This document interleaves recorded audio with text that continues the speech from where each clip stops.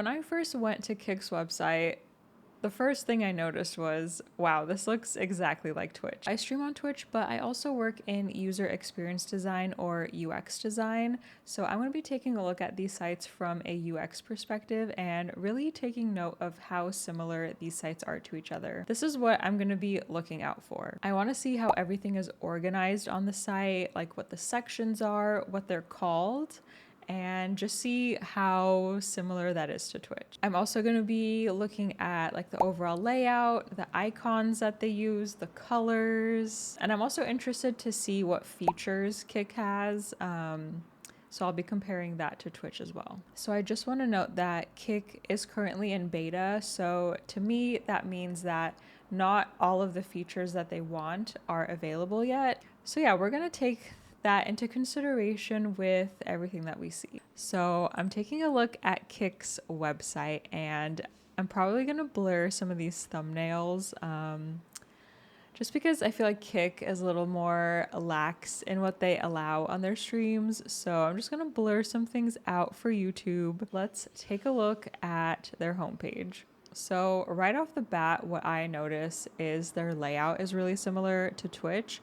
So they have the Kick logo in the upper left, browse, following, and the 3 dot for the menu. And if you take a look at Twitch, it's pretty much the same. They have the Twitch logo, following, browse, 3 dot menu. So the only main difference is that browse and following are flipped. But essentially the layout is the same. It's like a top bar, there's a search in the middle, your account section is to the right. Same with Twitch, although Twitch does have a few more options on the right, but I think that's just because they have more features to offer. So Kick's following section does look really similar to Twitch's. I'm not following anyone on Kick because I haven't really watched too many streams on Kick, so I don't have anyone here. But they do have some recommended streams here, and just the layout is just very similar. You have the username, what they're streaming, the category, a green circle to indicate that they're live, and then the number of viewers. And it's literally the same that Twitch has. So very, very similar layout here. And Kick has recommended, so does Twitch, but Twitch calls them recommended channels. Kick just says recommended. So if I want to search for Zelda, usernames that include Zelda appear first, and then games of Zelda appear next, which is interesting. If you go on Twitch and type in Zelda, you'll see some users that have Zelda that are live, which I feel like that's helpful because, you want to watch someone who's live most likely.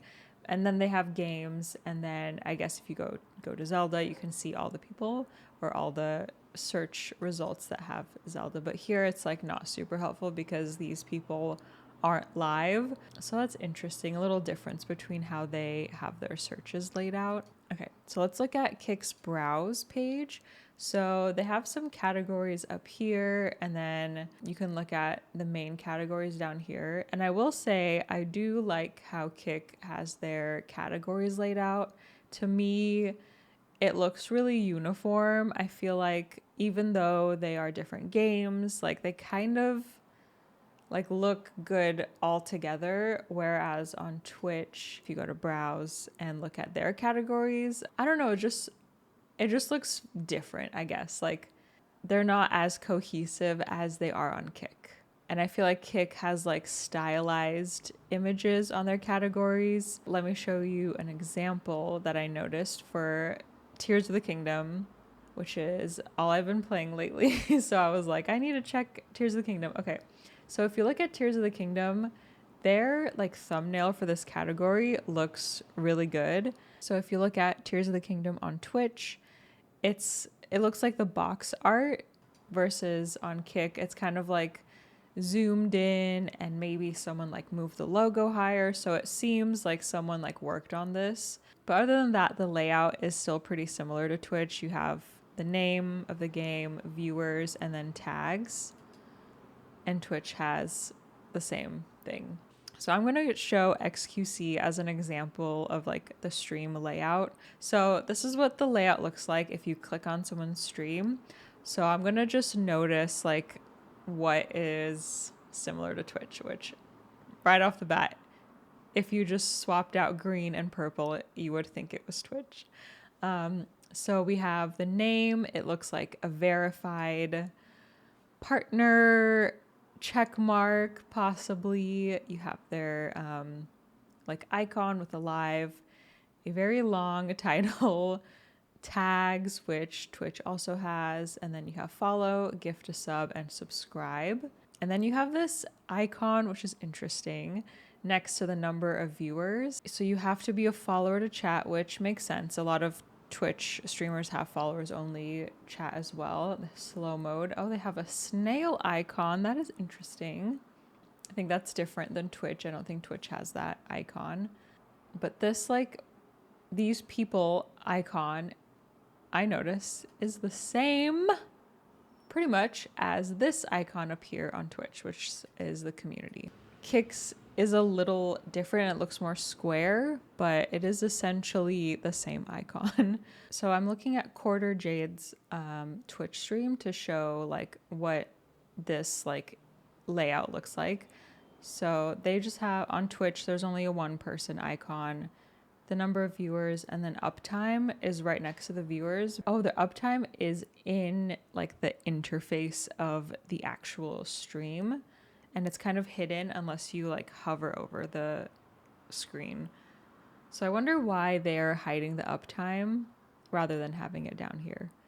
So the chat settings also feel very similar to Twitch. Like you can choose your name color, a badge, and then you can preview your name up here. Oh my god, it was so hard for me to find that on Twitch. So if you click on your name or this like icon thing, then you can change your chat identity, which looks pretty similar. Global name color. The colors are different between Kick and Twitch, but essentially it is similar, and it's also called global name color. I think on Twitch, if you have Twitch Prime, you can change your color to whatever you want, but it seems Kick only has a set number of colors. But maybe that'll change. Okay, I'm kind of scared to click on subscribe, but I'm going to click on it and see what comes up. Looks very similar. Gift a sub, subscribe $4.99. You get sub badges, all this stuff. And then if you go on Twitch and click subscribe, it just looks very similar. And I'll put a side by side of this too. Gift a sub and subscribe are the two main like actions here. So yeah, pretty much the same. Okay, oh my god. Okay, so I'm just reading the subscribe messaging. It is the exact same. Okay, so this message here is like word for word. This is from Twitch. Kick copied it word for word, and it even looks the same because they have it in like a separate like rectangle area, but the words are the same. So that's a little, yeah, that's interesting. But yeah, another thing I wanted to point out is that when you have when you look on someone's profile on Twitch and they don't have anything there. So I just typed in some random username, Luna, because my cat's name was Luna. So it says, we don't know much about them, but we're sure username is great. And then if you go on Twitch, or if you go on Kick, their like empty state messaging when you don't have a bio is, we don't know much about them, but we're sure they're great. So literally it's the same, other than they swap out the username with their.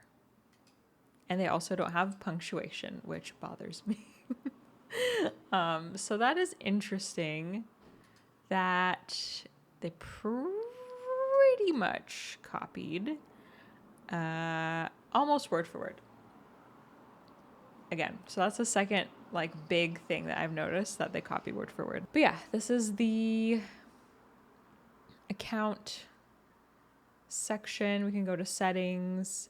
It seems very like bare boned compared to Twitch, and I think that's also because they're in beta, so they don't have a lot of features yet. As I was looking at the settings on Kick, I noticed that they have an achievement section, and when I clicked on it, I saw that they have a path to affiliate, which is very familiar because Twitch also has path to affiliate. It's literally called the same thing, and affiliate on Twitch is where you have to meet these certain requirements in your streams, and then you're able to monetize your channel. So this is what it looks like on Twitch.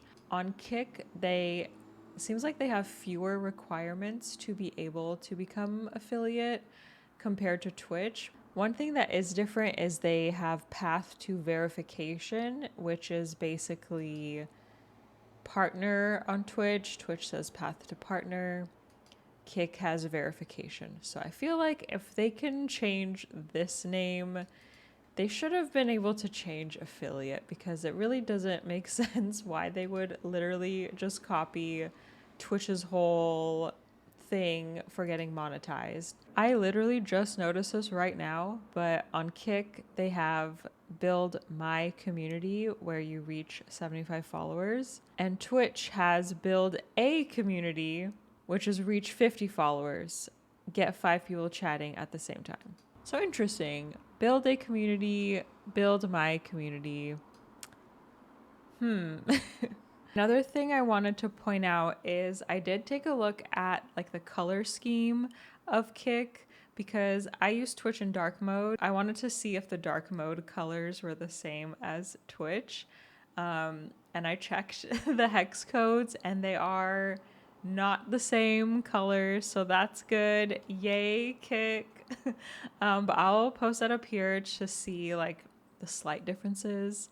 So I did check that. They did not copy the colors. So I think to most people who go on Kick for the first time, or as I keep going on Kick, it just looks very similar to Twitch, who is like an established streaming website. So a lot of people are more familiar with Twitch, and they're obviously going to compare Kick to Twitch just because they're both like streaming platforms. And to me, as someone who works in like design, I feel like it's not the best practice to like essentially copy your competitor's website. Even though there are slight differences, there's a couple things that like I saw on Kick that I didn't see on Twitch. Overall though, it's pretty similar, like even word for word at times. And to me, I feel like if you are starting out, you should want to like differentiate yourself at least somewhat from the competition. I know Kick has like good benefits compared to like payout and stuff over Twitch, but I feel like you should still establish your own identity as a company with your website. That's just my opinion. But looking at Kick with a close eye, things are still really similar to Twitch. There are some slight differences, but yeah, in my opinion, it's just too similar. And I hope that as they add more features and are not in beta anymore, they can maybe do some layout shifting, some copy updating to make it more unique to them, but we'll see. I'm going to keep an eye on Kick's website and see how they evolve and stuff. Thank you so much for watching. Let me know what you guys think about Kick.